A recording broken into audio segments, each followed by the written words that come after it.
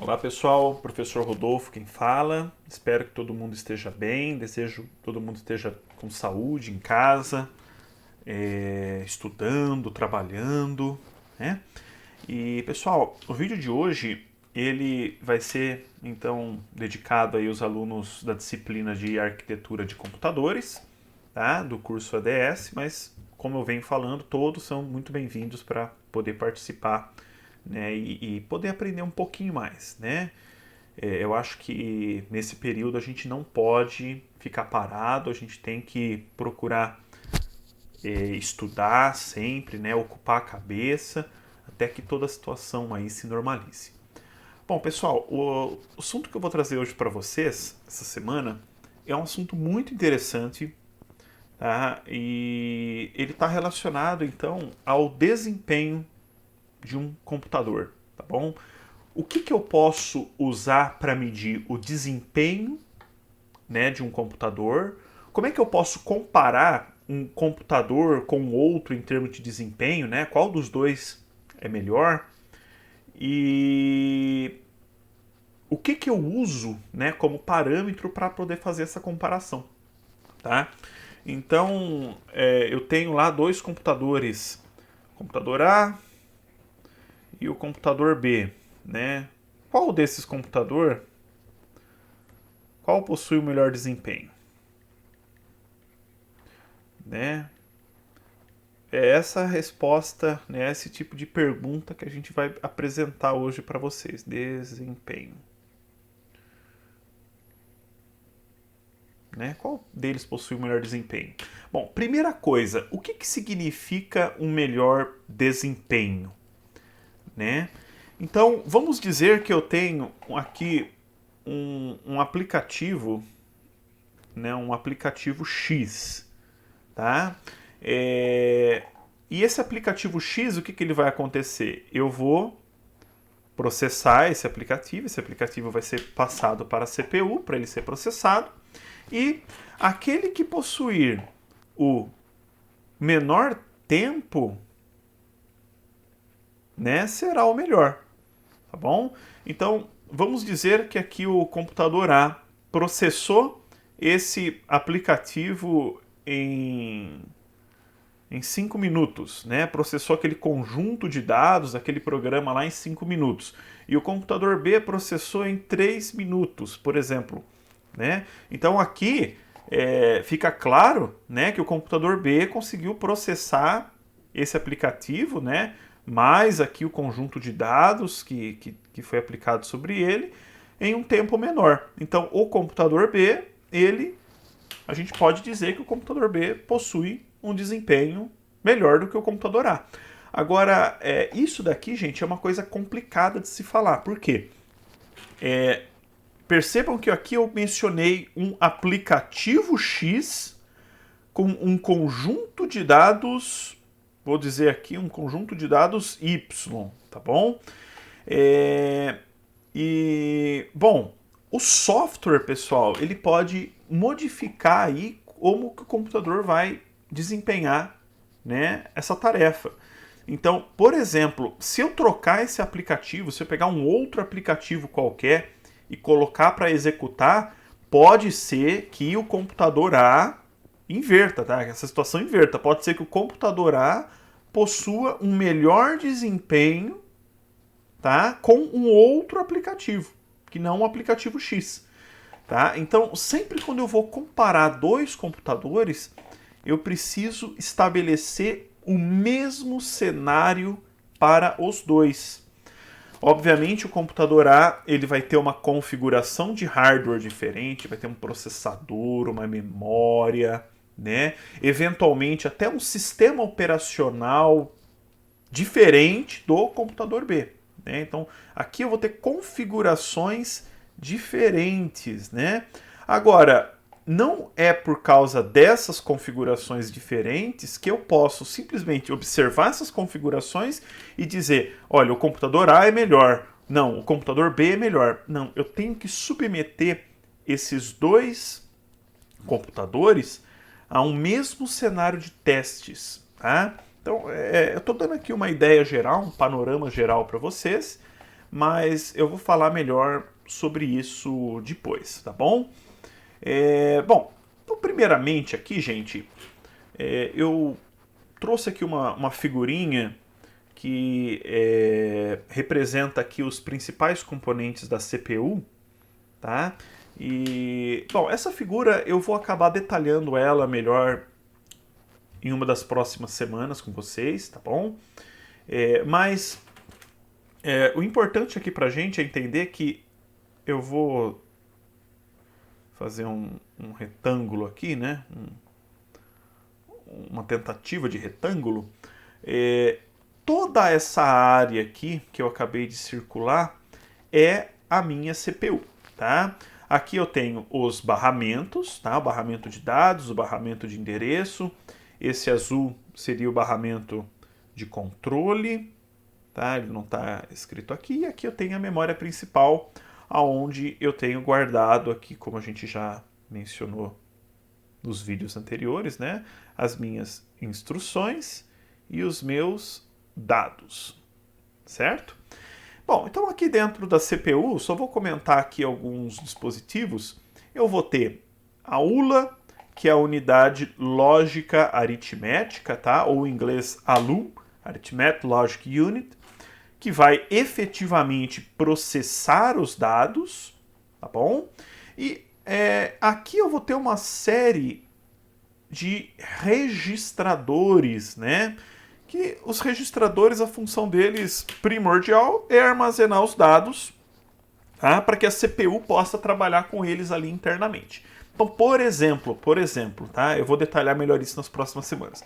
Mas, por exemplo, o MDR, tá? Que seria Memory Data Register, registrador de dados da memória. Então, o registrador de dados da memória, ele está armazenando aqui os dados que vão imediatamente serem escritos na memória principal ou que imediatamente estão sendo recebidos da memória principal, tá? Eu tenho aqui, por exemplo, também o PC. O PC vocês já devem conhecer. É o Program Counter.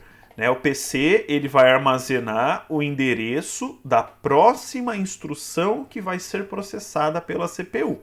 Né? O endereço de memória da próxima instrução que vai ser processada pela CPU. E aí eu vou ter o MAR, o IR, né? Que são aqui os outros processadores. O ACC, né? O registradores de uso geral, entre outros. Bom, esse e o C aqui, ó, esse aqui em específico, ele não é um registrador, tá bom? Aqui é a unidade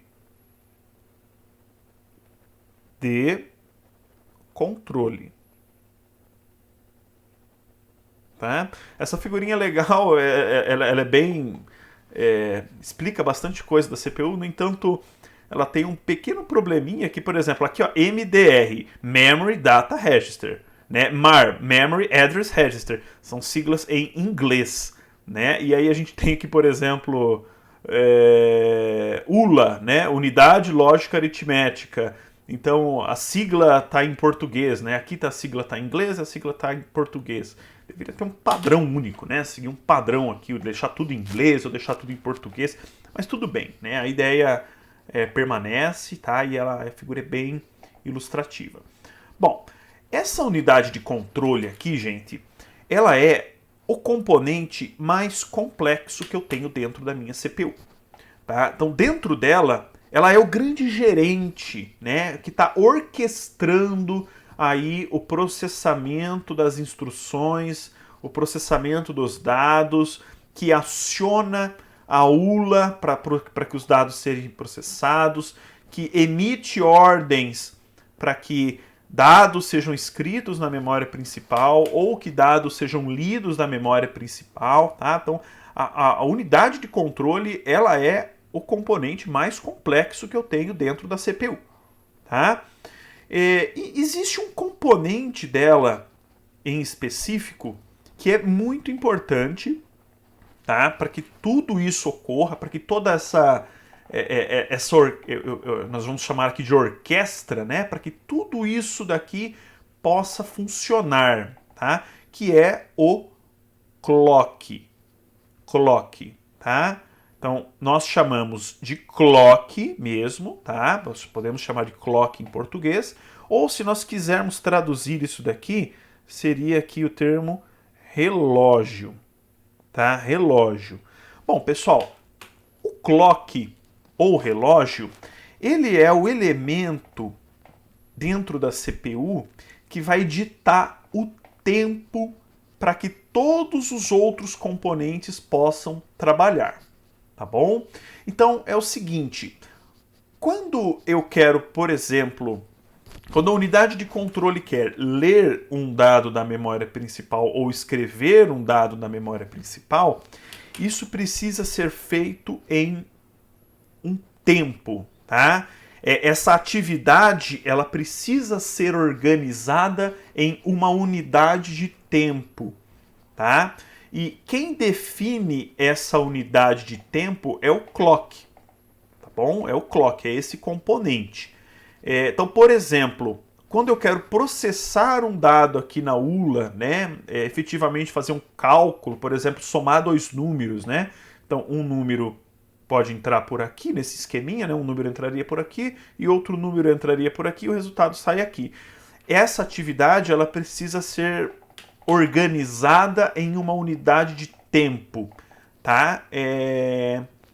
A gente poderia dizer assim que o processamento de um número pode durar 2 intervalos de um tempo específico, né? Ou, por exemplo, ele pode demorar 4 unidades de um tempo específico, né? Então, quem determina esse tempo, esse relógio, é o clock, tá bom? Se a gente for fazer uma analogia com clock e uma fábrica, né, uma empresa, o clock seria ali o relógio que fica dentro da empresa que vai ditar o horário das atividades, né, para que os funcionários, né, os colaboradores possam fazer as suas atividades. Então, por exemplo, tem o horário de entrada, tem o horário de saída, tem o horário de almoço, tem o horário do retorno do almoço, tem o horário da reunião, tem o horário para produzir a peça X, tem o horário para produzir a peça Y, né? Então, existe ali dentro de uma empresa uma orquestração também em cima de um tempo.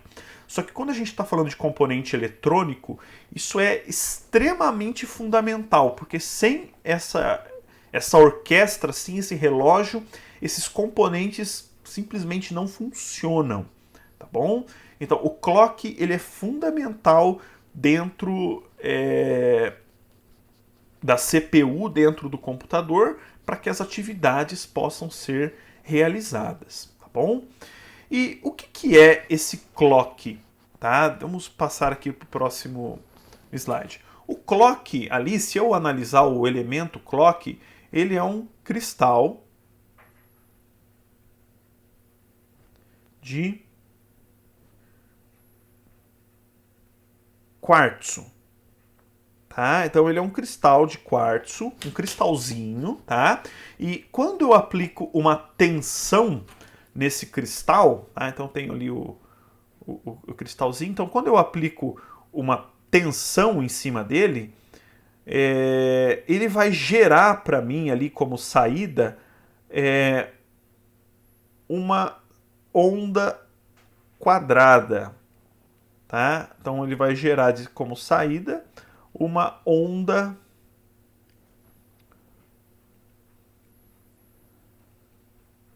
quadrada. Tá? O que é uma onda quadrada? Então, pessoal, uma onda, para início de conversa, é uma oscilação em um determinado meio, né?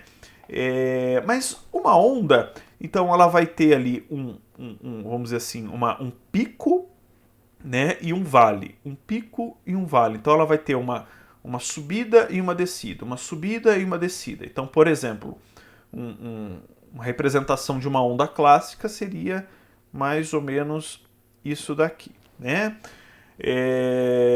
Bom, uma onda quadrada, então, ela vai ter esse formato aqui que eu acabei de desenhar, né? Ou o formato que já está na figura que que eu já tinha colocado aqui, né? Esse tipo de onda aqui que eu tenho, né? Que é o desenho clássico de uma onda, a gente vai chamar isso daqui de onda senoidal, né? Então, o que é uma onda senoidal? Então, a onda senoidal ela tem o formato aqui de um sino, né? Enquanto a onda quadrada ela vai ter o formato aqui de, obviamente, de um quadrado, né? Bom, então a onda, pessoal, ela vai ter aqui o que a gente chama aqui de período, tá bom? Um período, tá? Que representa o tempo necessário, tá? O tempo necessário para que ela saia de um ponto e retorne ao mesmo ponto, tá bom?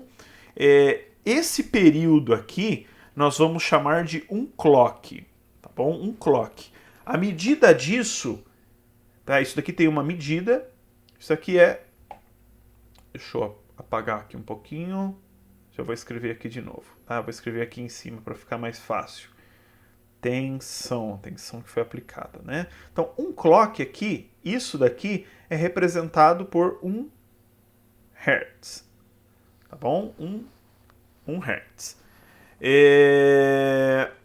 Bom, ou melhor dizendo, pessoal, ele seria 1 Hz se isso daqui fosse realizado, né, esse período aqui, esse intervalo de tempo aqui, ele fosse realizado em 1 segundo, tá bom? Então, se eu fui lá e medi o período de tempo, né, que a onda demorou para sair daqui e chegar aqui, e eu percebi que isso demorou 1 segundo, isso daqui, essa medida aqui é 1 Hz. Significa que em 1 segundo a onda teve uma oscilação, ela teve um clock, né? Agora, se por exemplo eu fui lá e fiz uma medição e eu determinei que a onda, ela para sair daqui e para chegar até aqui, né? Então aqui ele teve duas oscilações, né? Duas oscilações. Isso daqui demorou 1 segundo, então eu vou dizer, tá, que o meu clock vai ser de 2 Hz. Bom, deixa eu apagar aqui para escrever melhor. Então isso daqui é um clock de 2 Hz, tá? Então olha só essa figurinha aqui embaixo, isso aqui vai explicar bem pra gente, tá? Então aqui, ó, eu sempre vou ter, então todo esse período aqui, ó, todo esse intervalinho aqui é 1 segundo. Então isso aqui é 1 segundo de tempo, tá bom? Então o que aconteceu com a onda aqui? Tá? São ondas senoidais, tá? Mas é só para ilustrar a ideia. Então aqui dentro, por exemplo, eu tive 6 oscilações. Então, 6 oscilações. Então aqui dentro de 1 segundo, tá? A frequência é de 6 Hz.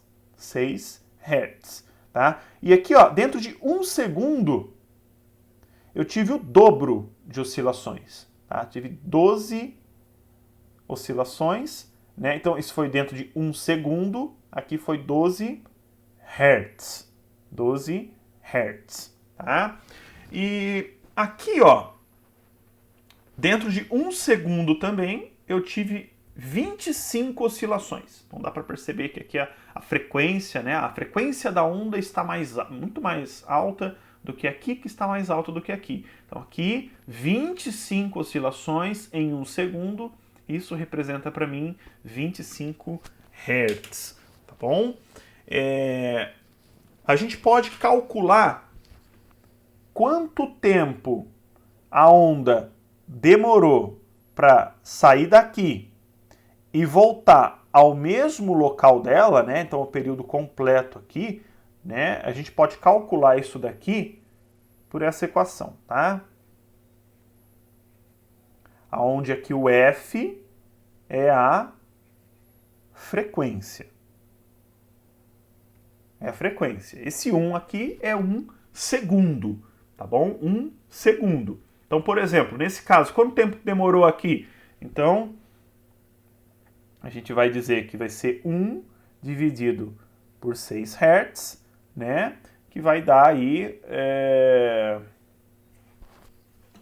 Então, vamos usar aqui uma calculadora para apresentar o resultado exato, tá? 1 dividido por 6 vai dar 0,16 segundos, né, para o período da onda. Então, eu tenho aqui um período de 0,16 segundos por ciclo. Então, se a gente for calcular para cá, né, isso daqui vai ser a metade desse valor, vai ser de 0,8, né, e aqui vai ser aproximadamente, né, 1/4 desse valor, vai ser 0,4. Então, à medida que eu vou aumentando a frequência, tá, o meu período, o meu intervalo de tempo que a onda demora para sair de um ponto e chegar no outro, ele vai diminuindo também, tá bom?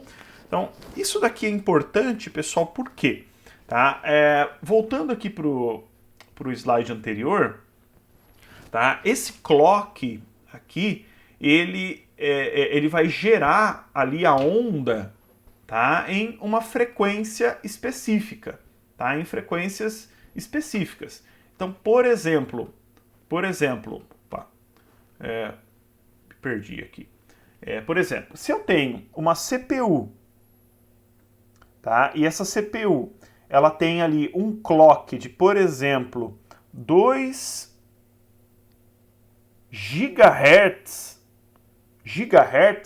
significa que o clock dessa CPU está gerando aqui, né, uma onda com uma frequência de 2 bilhões, né, giga aqui no caso seria o equivalente a bilhões, de hertz, tá? E o clock, pessoal, ele é um parâmetro interessante que em algumas CPUs eu posso modificar esse valor. Tá? Eu posso aumentar ou diminuir o clock de uma CPU. Então, se eu aumento o clock de uma CPU, deixa eu só criar uma página nova aqui. Nova página depois. Então, o que acontece? Se eu tenho lá uma CPU que trabalha a 2 GHz. E o que eu faço? Eu pego esses 2 GHz e aumento eles, né? Eu coloco eles em, por exemplo, 2.4 GHz. Então, o que eu fiz aqui? Eu aumentei o clock dessa CPU. Isso daqui é o que nós chamamos de overclock, tá? Overclock. Então, de fábrica, ele veio aqui por padrão com um clock de 2 GHz. Eu aumentei o clock dessa CPU, ele foi para 2.4, isso ocorreu em um overclock. E eu também posso fazer o quê? Eu posso diminuir o clock. Então, por exemplo, 1.6 GHz, né? Eu acabei diminuindo esse clock, né? Então, isso daqui é o que nós chamamos de underclock.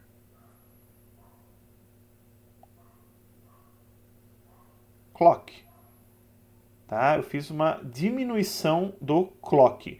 Por que eu faria um overclock ou um underclock? O overclock, pessoal, para a gente entender isso daqui, a gente tem que entender que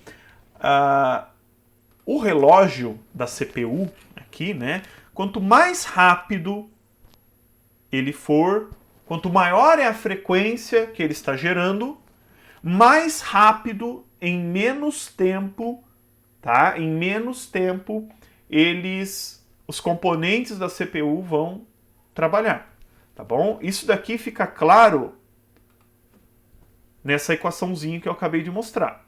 Vamos imaginar que eu tenho uma CPU uma CPU hipotética que trabalha a 6 Hz. Tá? E aí eu falo, pessoal, para eu acionar a ULA, eu preciso de um período, um clock, por exemplo. Então, para fazer um cálculo na ULA, eu preciso de um clock. Então, quanto tempo que esse cálculo vai demorar para ser realizado? Bom, ele vai demorar 0,16 segundos. Aí vamos supor que eu aumente o clock dessa CPU para 12 Hz. A CPU começa a trabalhar a 12 Hz. O que vai acontecer? Né? A ULA ela ainda precisa de um clock. Né? Um clock para funcionar. Só que agora esse clock ele ocorre num tempo menor. Ele vai ocorrer a 0.8. Então, moral da história. Quanto maior for o clock da CPU, maior será o desempenho, a velocidade com que os componentes da CPU vão trabalhar, tá bom? Então, olha só, aqui nesse esquema, tá, a CPU estava trabalhando a 2 GHz, eu tinha um desempenho. Se eu fiz um overclock a 2.4 GHz, é óbvio que essa CPU ela vai ter um desempenho melhor, tá bom? Ela vai ter um desempenho melhor. E o contrário também é válido. Se eu diminuir o clock da CPU de 2 GHz para 1.6 GHz, por exemplo, né, fiz um underclock, o desempenho da CPU vai cair. Tá? Então, o clock está diretamente relacionado aí à velocidade com que os dispositivos da CPU vão trabalhar. Tá? Bom, perfeito então. Tá? Então, quando a gente, por exemplo, eu abri aqui eu tenho um site, né? Não estou fazendo propaganda, tá, gente? Pelo amor de Deus. Abri aqui qualquer site no Google. Aqui, por exemplo, eu tenho 2 processadores. Peguei aqui 2 processadores qualquer. Tá? Aqui eu tenho, por exemplo, né, um Intel Core i3 9100F. Tá? E aqui na propaganda eu tenho lá a quantidade de memória cache, tá? A arquitetura dele, né? E olha só que interessante, aqui eu tenho o clock de fábrica dessa CPU, que é 3.6 GHz, ou se ele tiver no modo turbo, esse clock pode subir para até 4.2 GHz, tá? Então esse é o clock de trabalho padrão dessa CPU, né? 3.6 GHz. Então eu tenho aqui essa CPU, então o Core i3 9100F, e aqui eu tenho uma outra CPU, tá? Intel Core i7 9700F, da mesma arquitetura, Coffee Lake. Esse aqui tem mais cache, né? E olha só o clock dessa CPU, o clock base dela. O clock base aqui de fábrica é 3 GHz. 3 GHz. Então vamos comparar aqui. Do Core i3, desse Core i3 específico, é 3.6 GHz. Aqui é de 3 GHz. Né? Eu posso perguntar para vocês, com base no clock, olhando o clock, qual dessas CPUs possui o melhor desempenho? Será que é esse Core i3 ou será que é esse Core i7? Bom, se você olhar o clock, você vai falar, bom, o Core i3 ele tem um clock maior, logo ele tem um desempenho melhor, né? Só que não, gente, não, tá? Nesse caso aqui, o Core i7 ele possui um desempenho superior ao Core i3. Por quê? Primeira coisa, então, que eu quero passar para vocês. O clock, ele não é uma medida confiável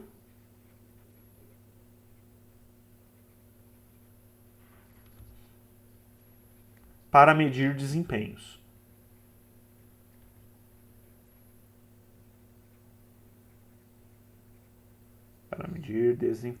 Tá?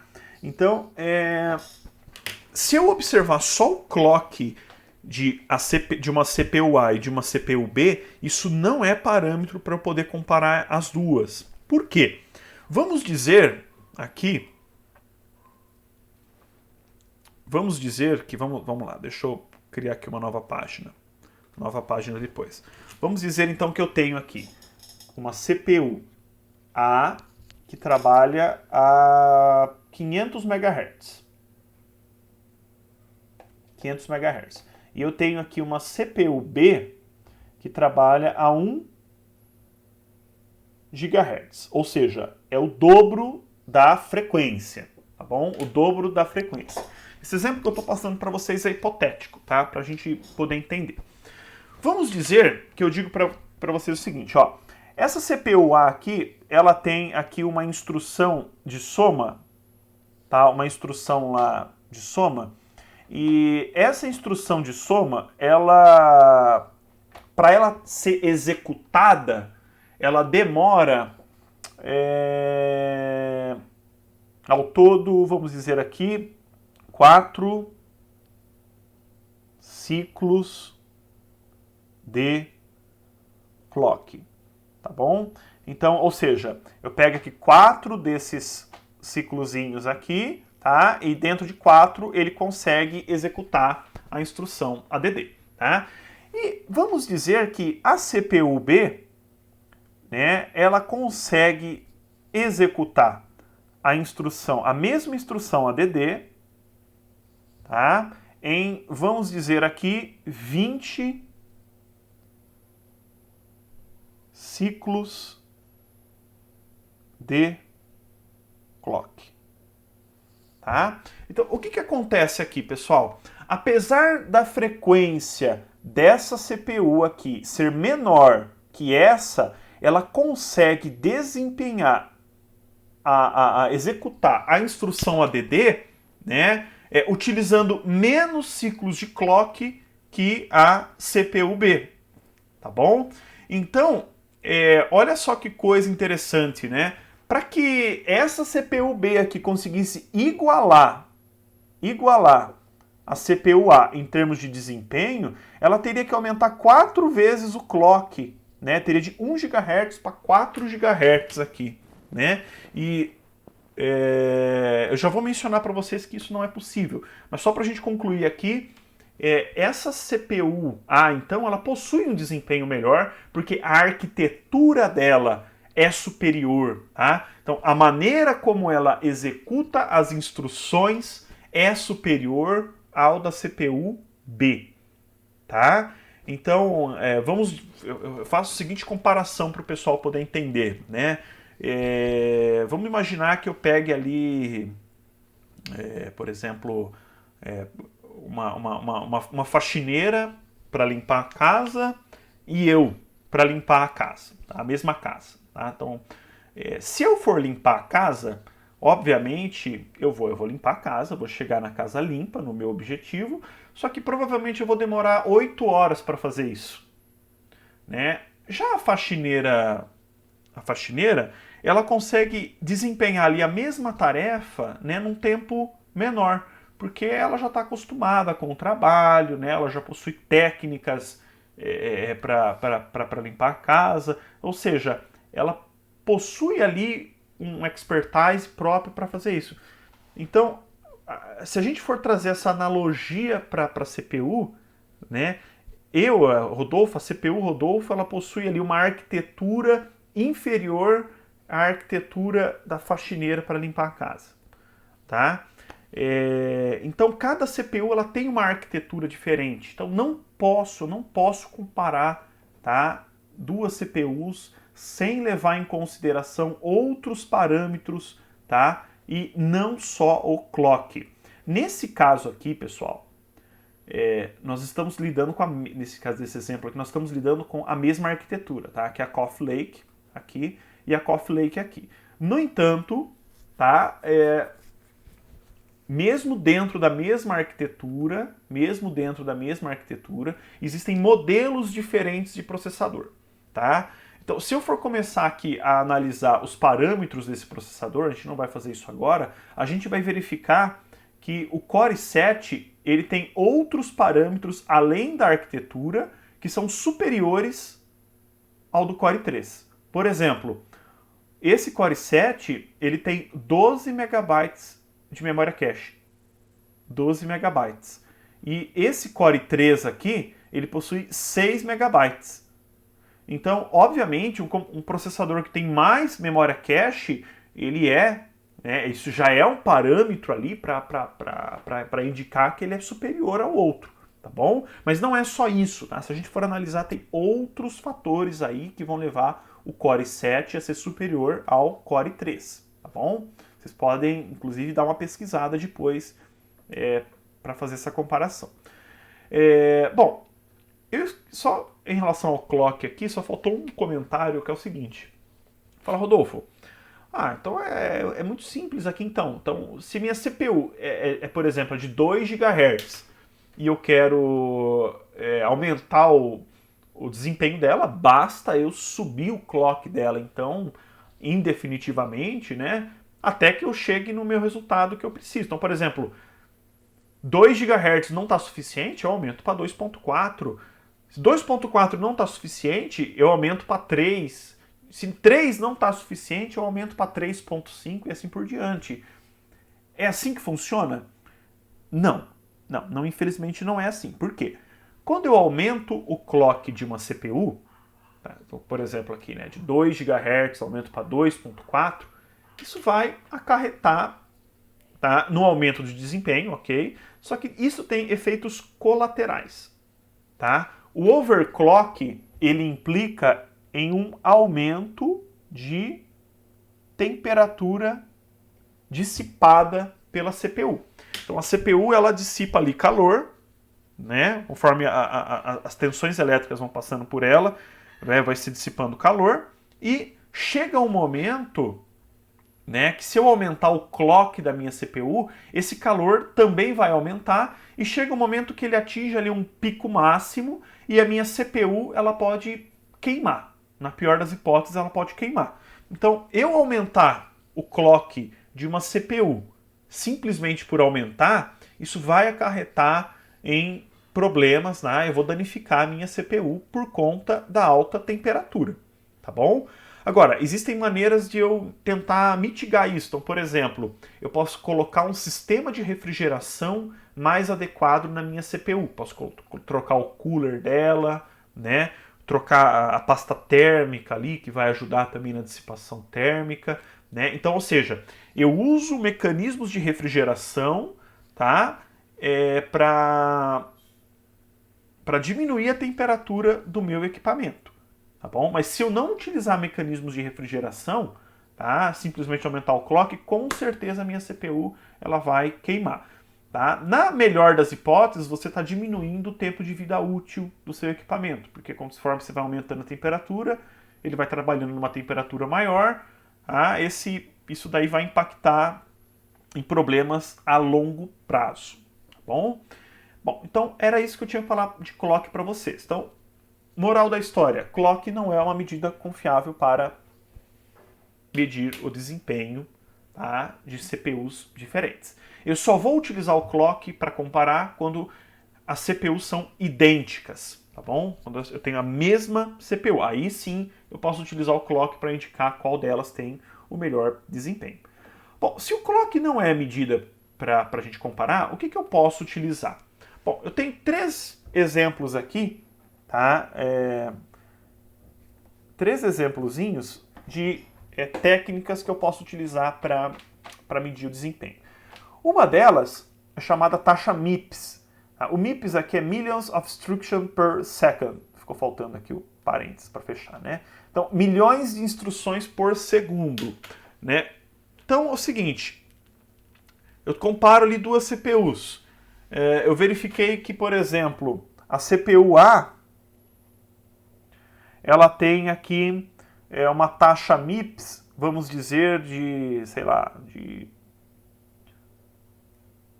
53.7 MIPS.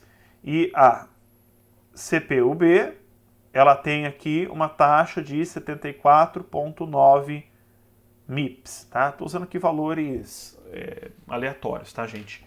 Então, obviamente, o que acontece? A CPU B, ela consegue executar 74.9 milhões de instruções por segundo, tá? Então, é correto, de acordo com a taxa MIPS, é correto dizer que a CPU B ela possui um desempenho superior à CPU A. Eu tenho aqui também a taxa MFLOPS, né?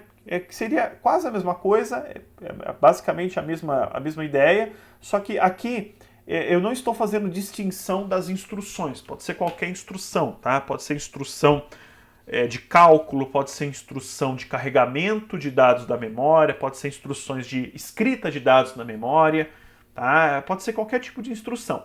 Aqui na MFLOPS eu estou falando de uma instrução específica que são operações de ponto flutuante. Então, por exemplo, se eu tenho lá 3.14 vezes 7.9, então isso daqui é uma operação de ponto flutuante. Tá? Estou envolvendo dois números floats, né, dois números de ponto flutuante, e eu posso indicar ali o desempenho de uma CPU com base em quantas milhões de instruções de ponto flutuantes elas podem executar por segundo.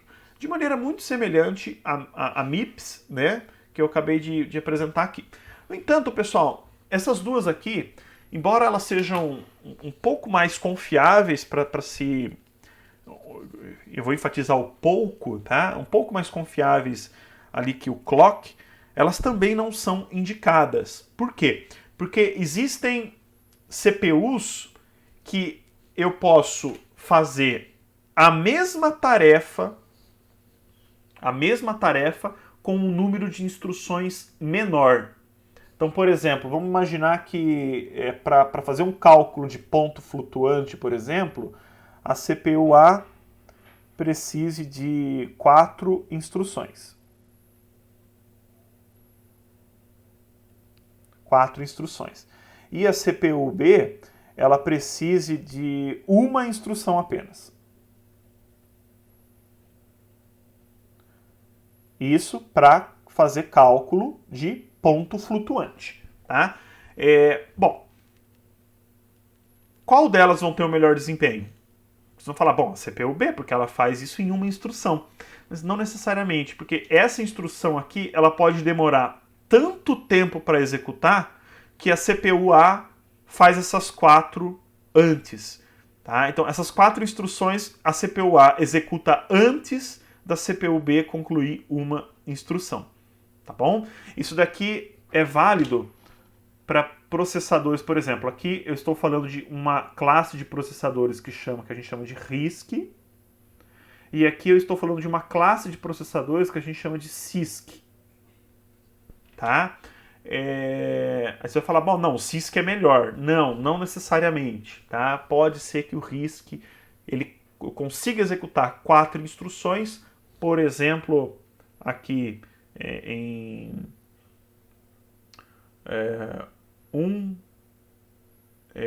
vamos colocar aqui essas 4 instruções aqui sejam executadas em 1 pico segundo, e aqui eu execute isso em 2 picosegundos. Tá? Vamos apagar aqui para ficar melhor escrito. Então aqui em 1 picosegundo e aqui em 2 picosegundos. Tá bom? Então essa taxa aqui ela iria favorecer essa CPU e não essa. Percebam aqui. Tá? Então é um pouco complicado a gente utilizar essas duas taxas aí para comparar. Então o que a gente usa para fazer comparação? Nós utilizamos testes, tá? Chamados, na prática, então, nós utilizamos testes chamados de benchmarks. Tá? Benchmark, pessoal, é um termo que o pessoal de administração, o pessoal de marketing também usa. Tá? Benchmark seria uma tradução para benchmark seria comparação. Tá? Então, benchmark é uma técnica onde eu vou comparar o desempenho, tá, de uma CPU, de um computador como um todo, não só da CPU, né, ou de uma memória, ou de uma placa de vídeo, né, com base em um comparativo. Então, por exemplo, eu posso comparar o desempenho do meu computador aqui com o computador da escola, por exemplo, com base em um benchmark. Tá? Acho que fica mais fácil eu mostrar isso para vocês, né, do que ficar tentando ficar explicando aqui teoricamente o que é o benchmark. Aí eu vou mostrar na prática como que isso daqui funciona para vocês, tá? Bom, então aqui, vamos lá. Eu tenho um site, pessoal, muito legal. Vocês podem acessar depois aí para poder visualizar os dados, que é o cpubenchmark.net, tá? Vocês vão entrar aqui, aí vão ter aqui, ó, CPU, aqui tem várias abinhas, né? Ó, CPU Benchmark, para benchmark comparativos de CPU, benchmark para placas de vídeo, benchmark para HDs de memória RAM e de sistemas de computador como um todo, né? Android e aí tudo mais. A gente vai ficar aqui em CPU mesmo, tá? Vocês podem dar uma olhada no restante, né? E aqui, olha que legal, né? Os benchmarks mais populares. Então eu tenho lá high-end CPU, né? Então CPUs top de linha, né? CPUs com o melhor valor, né? CPUs com uma única thread. Aqui, ó, CPUs top de linha, CPUs medianas, CPUs de baixo para mediana e CPUs com baixo desempenho. Então, por exemplo, eu vou escolher aqui, ó, high-end CPU. Eu vou clicar aqui e olha só que interessante, gente. Esse teste aqui ele foi atualizado dia 15 de abril, tá? Hoje é 15 de abril, então ele está super atualizado. E ele criou para mim, ele tem aqui um benchmark, né, de desempenho das CPUs. Então, cada CPU aqui, ela foi colocada em um teste, tá? Ela passou um teste de desempenho, e elas foram comparadas com base nesse mesmo teste de desempenho. Em cada teste, cada CPU recebeu aqui um score, né? uma nota, a gente pode dizer. Nesse caso aqui desse benchmark, quanto maior for a nota, quanto maior for o score, melhor é a CPU. Às vezes eu tenho benchmarks onde quanto menor for o valor, melhor é o equipamento, tá bom? Então aqui, por exemplo, olha só que interessante, né? Nesse momento, né, de acordo com esse benchmark, é correto dizer que esse processador aqui seria o processador mais top que eu tenho no mercado, né? AMD Ryzen Threadripper 3990X, né? Então, olha só, dá para ver que a diferença aqui em relação ao segundo aqui é até alta, né? E o interessante é que os processadores que estão aqui no top, né, são da AMD e não da Intel, tá? Em um passado não tão distante, eu digo assim, um ano talvez, um ano e meio, quem estava no top era a Intel. Tá? Isso aqui é interessante para a gente pensar. Pessoal, não tenho certeza, mas talvez esse processador aqui, não tenho certeza, mas talvez ele seja voltado para servidor, tá bom? Não dá para ter certeza. O da Intel aqui, o Xeon, tenho certeza. Tá? Esse processador aqui não é um processador voltado para ambiente de servidor. Então aqui dá para você analisar, né, e verificar o desempenho de cada CPU. E se vocês observarem aquilo que eu falei do clock, por exemplo, tá? Vocês vão ver aqui, por exemplo, olha aqui, ó, Xeon, né, 2.5 GHz. Abaixo dele tem um a 3 GHz, né? Então clock realmente não é nem um pouco uma medida confiável, tá? Tentem procurar a CPU de vocês depois, tá bom? Procurem, verifiquem qual é o desempenho dela. Se ela não estiver nos CPUs top de linha aqui, né, high-end, eu estou traduzindo aqui literalmente, eu não estou com uma tradução literal, né, mas CPUs top de linha, se ela não tiver aqui no top de linha, se ela for, por exemplo, igual a minha CPU, provavelmente ela vai estar aqui, né, ou talvez aqui em medianas, né, de baixo para mediana ou mediana. Por exemplo, talvez a minha esteja aqui. Para falar a verdade, acho que eu nem lembro qual é a minha CPU mais, gente. Que vergonha. Pera aí. LS CPU é um Core i5 4200. Vamos tentar achar aqui. 4200 Core 5 4200 ainda não está aqui. Vou tentar localizar ela aqui, tá, gente? Vamos lá. Low to mid range. Não tá tão mal, tá tão mal, né? Core 5 4200. Talvez seja essa daqui. O clock base é 1.6. Aqui está 1.4. Eu não tenho certeza se é minha modelo Y, mas talvez seja essa daqui, tá? Vou fazer uma investigação mais profunda aqui para descobrir se a minha é esse modelo Y ou não. Não tenho certeza em relação a isso, mas tudo bem, tá? É só para mostrar para vocês rapidamente aqui como que se pode pesquisar, né, os dados, comparar, verificar sua CPU. Então a minha já é uma CPU velhinha, né, gente? Eu já tenho esse computador aqui meu já fazem 5 anos, tá? Então, obviamente, não estaria aqui no top, tá? Também nem tenho dinheiro e condições de comprar um computador muito top, tá? Mesmo na época. Bom, legal. Como que eu posso fazer isso? Tá bom? Como que eu posso medir o desempenho?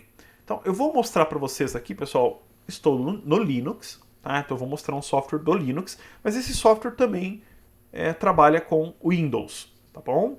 Então, e além dele existem outros. Então, existe um teste chamado Phoronix. Na verdade, o Phoronix não é um teste, tá? O Phoronix é uma suíte de teste. Então, Phoronix. Opa. Phoronix Test Suite, tá? Então, o Phoronix, ele vai reunir aí, pessoal, eu vou mostrar para vocês vários benchmarks para você poder executar na sua máquina, tá? E o legal dele é que além de ele gerar o benchmark, ele gera para você um resultado gráfico, né, uma página semelhante ao que a gente viu ali. Então, por exemplo, aqui eu estou com um site aberto, né, e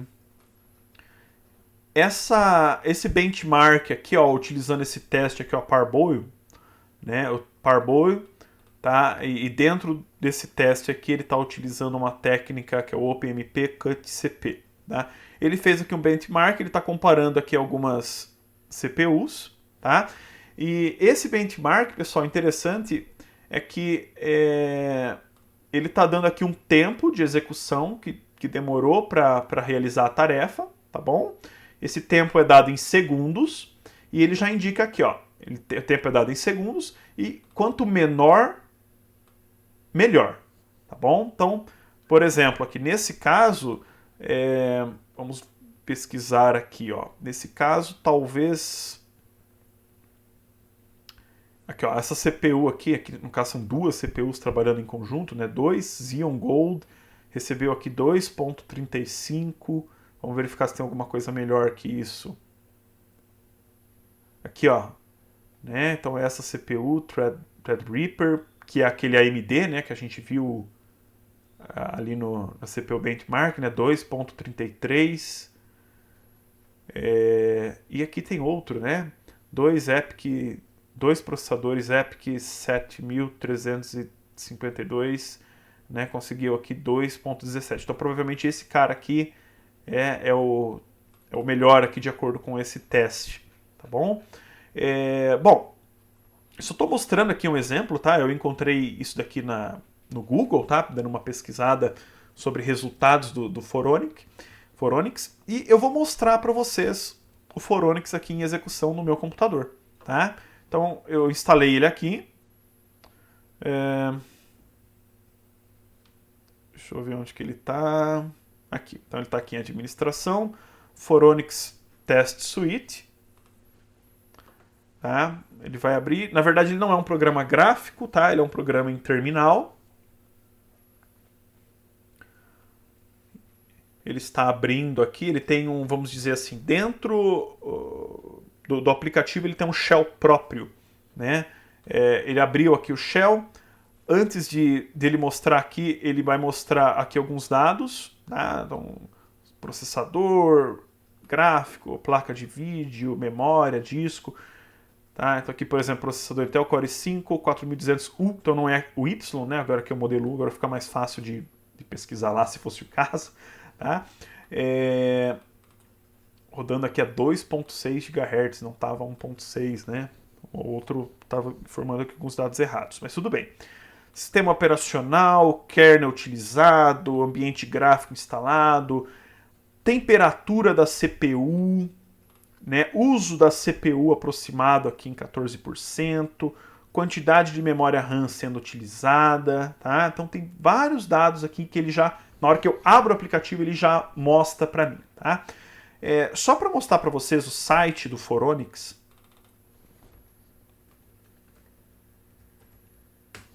Vou entrar aqui no Google, www.phoronix.com, tá? Vocês podem entrar aqui. Não, pessoal, desculpa, não é esse site. Esse site é do Phoronix, mas não é do Phoronix Test Suite. Seria esse aqui, Phoronix Test Suite, Phoronix-test-suite.com. Então, a gente entra aqui. Vocês quiserem instalar, tá? Vocês vão aqui em Download. E aqui vai ter, né? Para Linux, BSD ou macOS. Para Windows, talvez seja a maioria do caso de vocês, tá? E aqui no meu caso, eu uso Mint, tá? Eu instalei por aqui, tá? Então eu fiz o download e instalei o aplicativo, tá? Então procurem instalar ele no computador de vocês para medir o desempenho, tá? Obviamente aqui, gente, quem tem o Android não vai conseguir fazer o teste, tá? Mas quem tem um desktop, um notebook, aí é possível, tá? Fazer tanto para Windows quanto para Linux. Bom, então vai estar aqui, tá?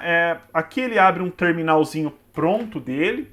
Então eu vou digitar aqui o comando help para ele listar para mim todos os comandos possíveis, tá? Então tudo isso é comando, tá? Tudo isso daqui, ó, são comandos de sistema, instalação, teste de instalação, de teste de BEF, tá? De informação. Então tem vários comandinhos aqui, tá?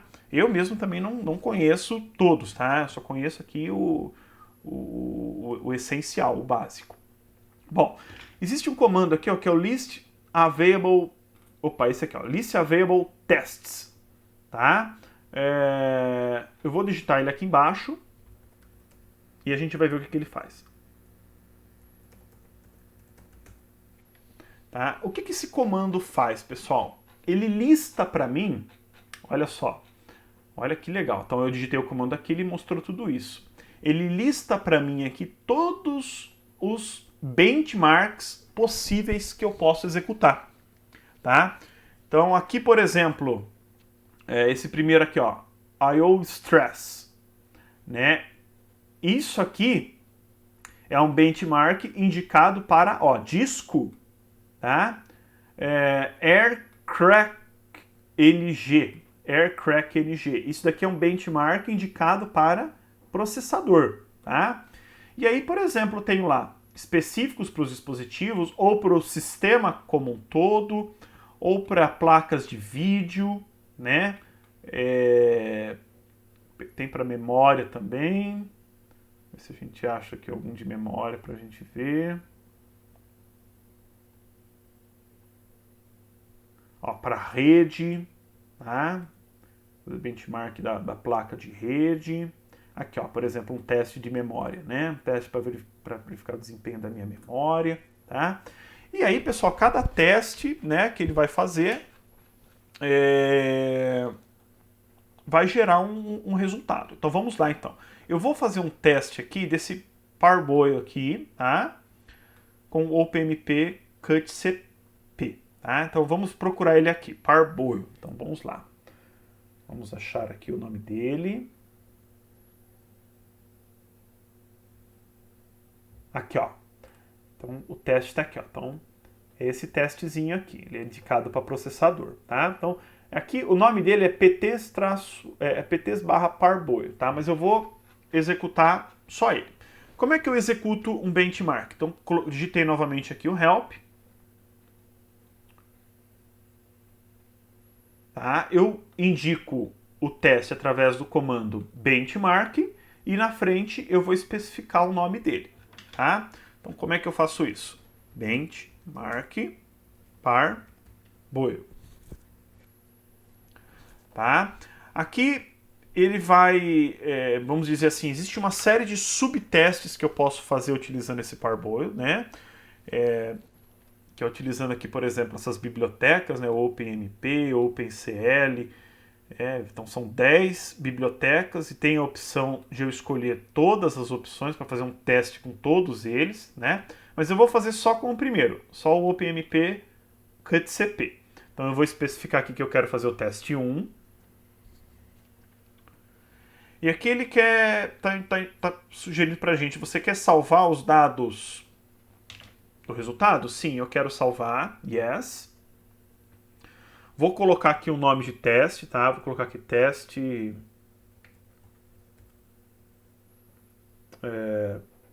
Parboil, tá?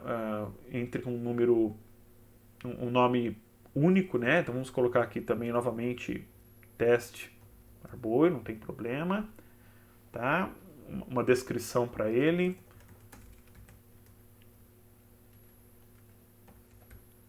Teste Parboil. E beleza, ele vai começar a fazer o teste, tá? Pessoal, eu já tinha feito esse teste anteriormente, né? Para fazer um teste para mostrar para vocês. Aqui ele já está começando a fazer, tá? Então ele já está iniciando. Obviamente vocês não conseguem escutar pelo microfone, mas o cooler do meu processador foi acionado para trabalhar de forma mais forte, tá? Ele começou a trabalhar aqui mais. Por quê? Porque o processador está sendo acionado mais. Então, esses testes de benchmark são testes de estresse, tá? É para realmente colocar o processador para ser executado em um ambiente de estresse para verificar o teste. Tá bom? O processador, a memória, a placa de vídeo, tá? Não importa. Então, se por exemplo você tiver com problema de temperatura no seu computador, eu não aconselho você fazer esses testes aqui, tá bom? Isso é muito importante mencionar. E antes dessa etapa, antes de iniciar o teste em si, ele faz o download dos arquivos necessários para fazer o teste, tá? Então, como eu já fiz o teste anteriormente, ele meio pulou essa etapa, porque ele já fez o download dos arquivos anteriormente, tá? Então, tem uma etapa aí de download, são bastante dados que ele faz download, é por volta de 1 GB mais ou menos por teste, tá? Então é bastante coisa bastante carga que ele faz o download. Esses testes eles podem demorar um pouquinho, tá, gente? Aqui, por exemplo, ele está dando lá o tempo estimado em 2 minutos, é capaz que ele fez até um pouquinho mais de 2 minutos, tá? E ele gerou um resultado, tá? Então o resultado está aqui. Ele mostrou o resultado. Mas nós vamos ver esse resultado aqui no browser. Então aqui ele está perguntando, ó, você deseja visualizar os dados no seu navegador? Sim, eu quero visualizar os dados no meu navegador. Então aí ele vai abrir aqui o teste, tá? Esse site aqui é do próprio Parboil da minha própria máquina, tá bom? Então é localhost aqui. E olha que interessante, então aqui ele mostra que as configurações de hardware do meu computador, tudo bonitinho, né? E aqui, olha que interessante, ele gerou para mim aqui o gráfico, né, do teste, né, do Parboil, versão 2.5, OpenMP, CutCP, e olha só o tempo que ele demorou aqui, ó, 31.9 segundos, né, para concluir esse teste, tá bom? Vocês podem perguntar, mas nossa, ele demorou muito mais do que isso. É que, na verdade, ele executou 3 testes, tá bom? Executou 3 testes e aí ele achou uma média dos valores, tá bom? Então aqui está o resultado dos 3 testes, 31.73, 31.88 e 32.08. Né? Deu uma média aqui, né? Um desvio padrão, para a gente verificar se esses dados aqui estão variando muito entre si, não estão, eles estão bem próximos, né?